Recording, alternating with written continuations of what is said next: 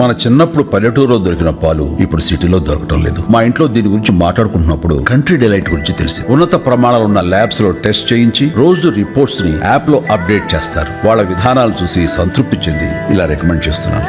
ఇప్పుడే country delight app ని download చేసుకోండి. Download the country delight app now. ఇటీవల దావోస్ లో వరల్డ్ ఎకనామిక్ ఫోరం మీటింగ్ జరిగింది. మనమందరము పేపర్లో చూసింది. చంద్రబాబు నాయుడు వెళ్ళాడు, రేవంత్ రెడ్డి వెళ్ళాడు, ఇన్ని పెట్టుబడులు వచ్చాయి, అన్ని పెట్టుబడులు వచ్చాయి అని పత్రికల్లో పతాక శీర్షికలన్నీ ఇవే. కానీ వరల్డ్ ఎకనామిక్ ఫోరం సందర్భంగా పెద్దగా మన తెలుగు మీడియాలో అంతగా ప్రామినెంట్గా రాని ఒక పరిణామం ఏంటంటే ఫ్యూచర్ ఆఫ్ జాబ్స్ అనే నివేదికను కూడా విడుదల చేశారు. ఇదేదో కేవలం ఒకరిద్దరు ఆలోచించి రాసింది కాదు. ప్రపంచవ్యాప్తంగా జాబ్ మార్కెట్ను సర్వే చేసి, ఇండస్ట్రీని స్టడీ చేసి ఏం జరగబోతోంది జాబ్ మార్కెట్లో 2030 నాటికి అని చాలా ఇన్డెప్త్ అనాలిసిస్ ఇచ్చారు. ఇందులో చెప్పేది ఏంటంటే మొదటిది పెద్ద ఎత్తున డౌన్ సైజింగ్ జరగబోతోంది. ఉద్యోగుల సంఖ్యను తగ్గించబోతున్నారు. 41% employers world Economic forum survey చేస్తే 41% ఎంప్లాయర్స్ తమ ఉద్యోగుల సంఖ్యను తగ్గిస్తున్నారు. ఈ ట్రెండ్ ఆల్రెడీ మన దేశంలో కూడా మొదలైంది. హైరింగ్, క్యాంపస్ రిక్రూట్మెంట్లు గతంలో లాగా జరగడం లేదు. హైరింగ్ ఫ్రీజులు ఉన్నాయి. అమెరికాలో కూడా ప్రభుత్వంలోనే హైరింగ్ ఫ్రీజ్ పెట్టారు.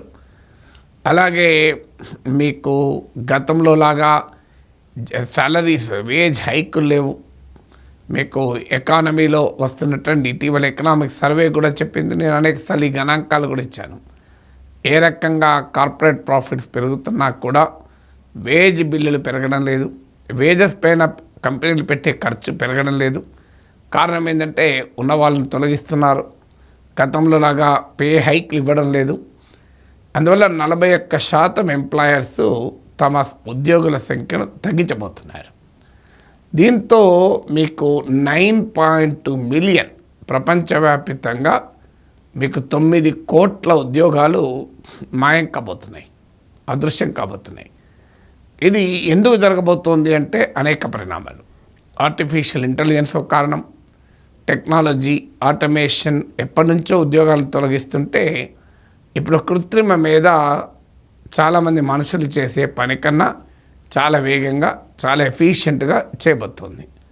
సో మీకు తాజాగా అప్పుడు చాట్ జీపీటీ మీకు డీప్ సీక్తో పోటీ తట్టుకోవటానికి డీప్ రీసెర్చ్ అని మొదలుపెట్టారు. అంటే మీరు ఒక రీసెర్చ్ అసిస్టెంట్ని పెట్టుకుంటే ఆ రీసెర్చ్ అసిస్టెంట్ అనేక రకాల సోర్సెస్ స్టడీ చేసి మీకు ఒక నోట్ ఇచ్చేలా ఇలా సిస్టమ్ ఇచ్చేస్తుంది. నువ్వేం చేయాల్సిన అవసరం లేదు, చాట్ జీపీటీ ఇచ్చేస్తుంది. నాకు టాపిక్ పైన వాల్యూ ఆఫ్ రూపీ ఎలా ఎఫెక్ట్ అవుతుంది అని నేను అడిగాను అనుకోండి, ఒక రీసెర్చ్ అసిస్టెంట్ లాగా డీప్ రీసెర్చ్ పరిశోధన జరిపి వాటికి లింకులు కూడా ఇచ్చి మరింతగా సోర్సెస్లోకి వెళ్ళటానికి కూడా అవకాశం ఇస్తుంది. చదువుతోనే సమాజంలో మార్పు సాధ్యమని నమ్మిన వ్యక్తి, మారుమూల గ్రామంలో పుట్టి వేలాది మందిని మేధావులుగా తీర్చిదిద్దిన విద్యావేత్త, మనలో ఒక్కడు మల్క కుమరయ్యకు టీచర్స్ ఎమ్మెల్సీ ఎన్నికల్లో మొదటి ప్రాధాన్యతగా ఓటేద్దాం, గెలిపిద్దాం. సో ఇంత ఇక రీసెర్చ్ వస్తే నాకు అవసరం లేదు. టెక్నికల్గా డీప్ రీసెర్చ్ అది కాస్త కొంత paid version, but still research assistant పెట్టుకున్న దానికన్నా తక్కువ ఖర్చుకి అయిపోతుంది. సో ఇలా ఆర్టిఫిషియల్ ఇంటెలిజెన్స్ అనేక రకాల ఉద్యోగాల్ని ఇర్రెలవెంట్ చేయబోతుంది. దాంతోపాటు geopolitical and geoeconomic tensions అంటారు. ఇప్పుడు ట్రంప్ సృష్టిస్తున్న బీభత్సం చూస్తే మనకు అర్థమవుతుంది. ఇప్పుడు మీకు గ్లోబల్ ఎకానమీ అతలాకుతలం అవుతుంది. అమెరికాలో మన పిల్లలే ఉద్యోగాలు చేయడం ఆపేసి క్యాంపస్కే పరిమితం అయిపోతున్నారు. రేపు భవిష్యత్తులో H1B వీసాలపై కూడా పడితే వాళ్ళు వెనక్కి రిటర్న్ రావాల్సిందే. సో అందువల్ల geoeconomic tensions, geopolitical tensions ప్రపంచంలో ట్రేడ్ను దెబ్బతీస్తుంది, ఎకానమీ దెబ్బతీస్తుంది. కనుక దానివల్ల ఉద్యోగాలు కూడా దెబ్బతింటాయి. ఎప్పుడైనా ఎకానమీ బాగుంటేనే ఎంప్లాయ్మెంట్ క్రియేట్ అవుతుంది. ఇక అలాగే మూడవది గ్రీన్ ట్రాన్సిషన్. ఎక్కడికక్కడికి ఈ గ్లోబల్ వార్మింగ్, క్లైమేట్ చేంజ్ అనేది కాన్షియస్ అవుతోంది. కనుక రోజు రోజుకు కూడా ఒక క్లీన్ ఎనర్జీ వైపుగా, క్లీన్ ఫ్యూయల్స్ వైపుగా మార్పులు వస్తున్నాయి. ఇక ప్రభుత్వ పాలసీస్, ప్రభుత్వాలు ఖర్చు తగ్గించుకుంటున్నాయి, ద్రవ్యలోటును నియంత్రించుకుంటున్నాయి, కార్పొరేట్లు తమ ప్రాఫిట్ పెంచుకుంటున్నారు తప్ప ఇన్వెస్ట్ చేయడం లేదు. అందువల్ల ఈ ఎకనామిక్ పాలసీస్ ఇవన్నీ కలిసి ఉద్యోగాల్ని దెబ్బతీస్తున్నాయి. సో ఇది మనకు అర్థం కావాల్సిన మొదటి సమస్య. రెండవది, అదే సమయంలో మనకు అర్థం కావాల్సిన పాజిటివ్ థింగ్ ఏంటంటే కొన్ని ఉద్యోగాలు పోతున్నాయి, కానీ అదే సమయంలో అనేక కొత్త ఉద్యోగాలు క్రియేట్ అవుతున్నాయి. ఇప్పుడు 7.8 మిలియన్ కొత్త ఉద్యోగాలు క్రియేట్ అవుతున్నాయి ప్రపంచవ్యాప్తంగా అంచనా. అంటే 9,20,00,000 ఉద్యోగాలు మాయమవుతుంటే 7,80,00,000 ఉద్యోగాలు సృష్టించబడుతున్నాయి. అంటే ఎందుకు మరి ఇది ఎందుకు అవుతున్నది? దీనికి కారణం ఏంటి అంటే మీకు ఎకానమీ టెక్నాలజీలో వచ్చినటువంటి మార్పుల వల్ల కావచ్చు, మీకు ఎకానమీలో వస్తున్న మార్పుల వల్ల, ముఖ్యంగా టెక్నాలజీలో వస్తున్న మార్పుల వల్ల కొత్త రకమైన ఉద్యోగాలు క్రియేట్ కాబోతున్నాయి. ఇప్పుడు మీకు ఇందులో కూడా పర్సంటేజెస్, ఈ గణాంకాలు, గందరగోళాన్ని పక్క పెడదాం. ఎందుకంటే అన్ని కోట్ల కాదు. ఒకటి మా సింపుల్గా చెప్పాలంటే లక్షల ఉద్యోగాలు అదృశ్యమవుతున్నాయి, లక్షల కొత్త ఉద్యోగాలు క్రియేట్ అవుతున్నాయి. మరి ఇలా మన పైన వేటు పడకుండా ఉండాలి అంటే ఎలా? వేటు పడ్డా మళ్ళీ ఉద్యోగం తెచ్చుకోవడం అంటే ఎలా? ఇది ప్రశ్న. కొన్ని రకాల ఉద్యోగాలకు ఎప్పుడు ఏం కావు. ఉదాహరణకు మెడికల్ ఫీల్డ్లో ఉన్నారు డాక్టర్సు, నర్సెస్, మెడికల్ పర్సనల్, వాళ్ళ ఉద్యోగాలు పెద్దగా ఎఫెక్ట్ కావు. ఎందుకంటే అనివార్యంగా మిషన్లు డాక్టర్లకు సహకరిస్తాయి తప్ప అల్టిమేట్గా డాక్టర్తో కావాలి. అలాగే కన్స్ట్రక్షన్ వర్కర్స్, ఎంత మెకనైజ్ అయినా ఎంతో కొంత నిర్మాణ రంగంలో ఫిజికల్ వర్క్ చేసే పని ఉంటుంది. కన్స్ట్రక్షన్ కాదు, ఎందులోనైనా ఫిజికల్ వర్క్ అనివార్యంగా వాళ్ళే చేయాలి. ఇప్పుడు ప్లంబర్లు, ఎలక్ట్రీషియన్లు, మేడ్లు, ఇలాంటి ఉద్యోగాలు ఎక్కడా పోవు. అలాగే గుడ్ టీచర్స్ గతంలో లాగా సంఖ్య తగ్గచ్చు, ఎందుకంటే టెక్నాలజీ కొంత హెల్ప్ చేయొచ్చు, కానీ గుడ్ టీచర్కి ఎప్పుడు వాల్యూ పోదు. సో అందువల్ల కొన్ని రకాల ఉద్యోగాలు, స్ట్రాటజిక్ థింకర్స్, బాగా వ్యూహాత్మకంగా ఆలోచించగలిగే వాళ్ళు, అలాగే న్యూ టెక్నాలజీ రంగంలో పనిచేస్తున్న వాళ్ళు, ఫిన్టెక్, బిగ్ డేటా, ఇలాంటి మిషన్ లెర్నింగ్, ఆర్టిఫిషియల్ ఇంటెలిజెన్స్, ఇలా ఆధునికమైన టెక్నాలజీ, న్యూక్లియర్ సైన్స్, ఇందులో పనిచేస్తున్న వాళ్ళకి వాళ్ళ ఉద్యోగాలు ఎక్కడ పోతాయి? ఇస్రోలో ఉండే పనిచేసే వాళ్ళకి ఉద్యోగాలు పోతాయి, స్పేస్ సైన్స్. అందువల్ల మోడర్న్ ఫ్రంట్ లైన్ టెక్నాలజీస్లో పనిచేసే వరకు కూడా ఉద్యోగాలు పోవు. కానీ ఈ ఉద్యోగాలు అందరికీ పోతాయా అంటే మళ్ళీ అక్కడ కూడా కొద్దిమంది మాత్రమే పోతాయి. కొంతమంది రీడిప్లాయ్ అవుతారు. అంటే ఒక రంగంలో వారికి ఉద్యోగం లేకపోతే అదే కంపెనీలో ఇంకో రంగానికి పంపిస్తారు. ఉదాహరణకు ఒక కంపెనీ ఉంది, డేటా ఎంట్రీ ఆపరేటర్గా పనిచేస్తున్నాడు. డేటా ఎంట్రీ అవసరం ఉండదు ఇక, ఎందుకంటే ఆర్టిఫిషియల్ ఇంటెలిజెన్స్ వచ్చాక డేటా ఫాస్ట్గా క్యాప్చర్ అయిపోతుంటుంది. అప్పుడు ఏం చేస్తారు? వాళ్ళను మార్కెటింగ్కో ఇంకో చోట్ల వాడుకుంటారు. అందువల్ల కొంత వర్క్ ఫోర్స్ రీడిప్లాయ్ అవుతారు, కొంత వర్క్ ఫోర్స్ అప్స్కిల్లింగ్ కావాలి. ఇప్పుడు బజ్వర్డ్ ఏంటంటే అప్స్కిల్లింగ్. ఇప్పుడు కంపెనీసే కాదు, ఇండివిజువల్స్ కూడా ఆలోచించాల్సిందంటే నా జాబ్ ఉంటుందా పోతుందా, నీ జాబ్ ఉంటుందా పోతుందా అని తెలుసుకోవడానికి ఒకటే ప్రిన్సిపల్ ఏంటంటే నీ జాబ్ మిషన్ చేయగలుగుతుందా లేదా నువ్వే అవసరమా. నా జాబ్ ఉంది, నా జాబ్ ఏంటి?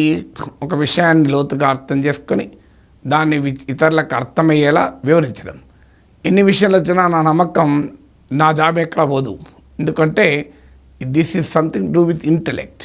ఇప్పుడు ఆర్టిఫిషియల్ జనరల్ ఇంటెలిజెన్స్ వచ్చినా, మనిషిని మించిన పనులు చేసినా కూడా ఆ ఎనలిటికల్ స్కిల్స్ అనేది నీకు ఎంత జనరేట్ అయ్యే కూడా సాధ్యం కాదు, నా జనరేషన్లో అయితే సాధ్యం కాదు.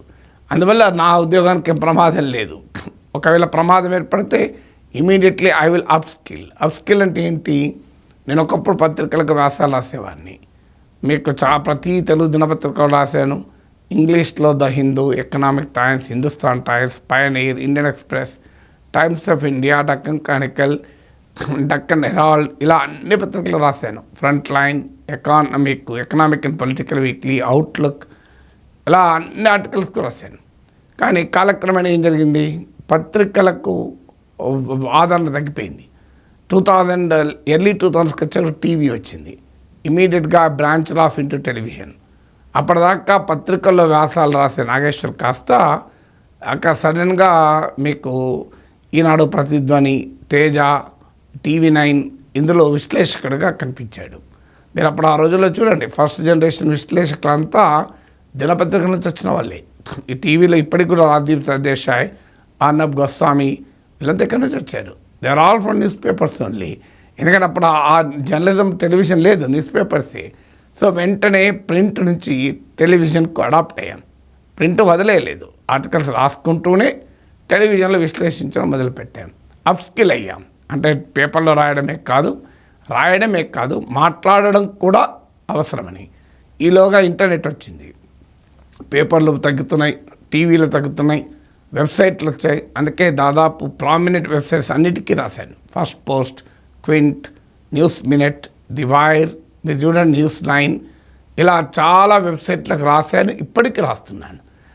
అలాగే సొంత యూట్యూబ్ ఛానల్ పెట్టుకొని విశ్లేషిస్తున్నాను. సో నా అనుభవం ఎందుకు చెప్తున్నానంటే, this is called upskilling. Technology మారుతున్న కొద్దీ, ఒక రకమైన స్కిల్ రిడెండెంట్ అవుతున్న కొద్దీ, ఒక రకమైన స్కిల్కి ఆదరణ తగ్గుతున్న కొద్దీ, అది ముందుగానే మనం అంచనా వేసుకొని కొత్త నైపుణ్యాన్ని పెంచుకోవాలి. ఉదాహరణకు మీరు HR రంగంలో పనిచేస్తున్నారనుకోండి, నా ఉద్యోగం నడుస్తున్నది కదా, జీతం వస్తున్నది కానీ ఊరుకోవద్దు. వెంటనే HRలో రేపు మీరు అవసరం లేకుండానే ఆర్టిఫిషియల్ ఇంటెలిజెన్స్ చాలా పనులు చేస్తుంది. అందువల్ల ఆర్టిఫిషియల్ ఇంటెలిజెన్స్ను ఉపయోగించుకొని నీవు ఏ రకంగా HRను AIతో ఇంటగ్రేట్ చేయొచ్చో ఆలోచించాలి. HRను డేటా అనలిటిక్స్తో ఇంటగ్రేట్ ఎలా చేయాలో ఆలోచించాలి. HRలో స్ట్రాటజిక్ థింకింగ్ వైపుగా, మీకు హ్యూమన్ రిసోర్స్ మేనేజ్మెంట్ వైపుగా, స్ట్రాటజిక్ హ్యూమన్ రిసోర్స్ మేనేజ్మెంట్ వైపుగా టాలెంట్ పెంచుకోవాలి. నేను రొటీన్ HR చేస్తా అంటే నడవదు. నేను వీడియో ఎడిటర్ జాబ్ చేస్తున్నాను, రొటీన్గా వీడియో ఎడిటర్ జాబ్ చేస్తాను, ఎవడు పట్టించుకోడు. నువ్వు ఇమీడియట్గా ఆర్టిఫిషియల్ ఇంటెలిజెన్స్ ఉపయోగించుకొని, ప్రాంప్ట్ ఇంజనీరింగ్ తెలుసుకొని, నువ్వు ఏఐని ఉపయోగించుకొని ఏ రకంగా నేను కొత్త విజువల్స్ క్రియేట్ చేయగలను, కొత్త రూపంలో వీడియోలు అందించగలను ఆలోచించగలగాలి. సో ఇలా నిరంతరం మన ఆ స్కిల్ కావాలి. అందువల్ల ఒకటి ఉన్న చోటే ఎవరి ఉద్యోగాలు పోనివారు తమ స్కిల్స్కు ఎల్లకాలము డిమాండ్ ఉండేవాళ్ళు ఒక సెక్షన్. ఇంతకుముందు చెప్పినట్లు మెడికల్ ప్రొఫెషన్, ఫిజికల్ లేబర్ చేసేవారు, ఇలాంటి వాళ్ళకి ఎల్లకాలము జాబ్ ఉంటుంది, ఎక్కడా పోదు. రెండవది అప్స్కిల్ కావాల్సిన అవసరం ఉంది. అప్స్కిల్ కాకపోతే ఇర్రెలెవెంట్ అవుతారు, అప్స్కిల్ కాకపోతే రిడెండెంట్ అవుతారు. నేను ఇంకా డేటా ఎంట్రీ చేసుకుంటా, కంపోజ్ చేసుకుంటూ కూర్చుంటా, క్యాష్ లెక్క పెట్టుకుంటూ కూర్చుంటా, నాకు ఇంతకన్నా ఎక్కువ టికెట్లు ఇస్తా, కౌంటర్లో కూర్చొని అంటే నడవది. నేను షాప్లో కూర్చొని నేను క్యాష్ తీసుకుంటా, క్యాష్ ఇస్తా అంటే ఇది నడవదు, ఇదిలాగా ఉండదు. ఎందుకంటే ఆన్లైన్ పేమెంట్స్ వచ్చాక ముగ్గురు క్యాష్లు అవసరం లేదు, ఇద్దరు సరిపోతారు. ఎందుకంటే ఇవాళ నువ్వు హోటల్కి వెళ్ళి ఒకప్పట్లాగా ఇద్దరు ముగ్గురు క్యాష్లు అవసరం లేదు, ఒక్క క్యాష్ సరిపోతాడు. ఎందుకంటే సగం జాబ్ నువ్వు ఆన్లైన్లో స్విగ్గీలు, జొమాటోలు చేస్తున్నాయి కదా. సో అందువల్ల ఎక్కడైతే నీ జాబు మిషన్ చేస్తుందో నీ అవసరం ఉండదు. అందువల్ల నువ్వు అప్స్కిల్లింగ్ కావాలి, లేదంటే రీడిప్లాయ్ కావాలి, అంటే కొత్త ఉద్యోగానికి బదిలీకి కావాలి. ఇవేవి లేకపోతే ఇంటికి పోవాలి. అలా 11% వర్క్ ఫోర్స్ ఇంటికి కూడా పోవాలని World Economic Forum future of jobs హెచ్చరిస్తోంది. అందువల్ల you have to be very very careful. నీకున్న నైపుణ్యం ఏంటి, నువ్వు చేస్తున్న ఉద్యోగం ఏంటి, ఈ నైపుణ్యానికి భవిష్యత్తులో వాల్యూ ఉంటుందా, లేకపోతే మారాలి. ఇప్పుడు ఉదాహరణకు నేను ఆటోమొబైల్లో ఉన్నాను అనుకోండి, ఇమీడియట్గా ఎలక్ట్రిక్ వెహికల్ టెక్నాలజీలోకి వెళ్ళాలి. ఆయిల్ అండ్ నేచురల్ గ్యాస్లో ఉన్నాను అనుకోండి, క్లీన్ ఎనర్జీ వైపుగా వెళ్ళాలి. సో ఇలా ఇది కాకుండా న్యూ స్కిల్స్ వస్తాయి, న్యూ టెక్నాలజీ మార్కెటింగ్లో ఉన్నారనుకోండి, నేను ట్రెడిషనల్ మార్కెటింగ్లో ఉన్నాను, సేల్స్ పర్సన్గా ఉన్నా అంటే నడవదు. You have to learn digital marketing, Instagram, social media marketing, ఇవన్నీ నేర్చుకోవాలి. ఎందుకంటే భవిష్యత్తులో రొటీన్ మార్కెటింగ్ వాల్యూ ఉండదు, భవిష్యత్తు అంతా digital marketing, social media marketing value ఉంటుంది. సో ఇలా నీ రంగంలో నీవు రిలవెంట్గా ఉండాలంటే ఏవి నేర్చుకోవాలి. ఇప్పుడు మీరు ఈవెన్ డాక్టర్ అయినా కాదు, మెడికల్ పర్సన్కి ఏం కాదనుకుంటున్నారు, కాదు. రేపు డాక్టర్ కూడా ఖచ్చితంగా ఆర్టిఫిషియల్ ఇంటెలిజెన్స్తో పనిచేయాలి.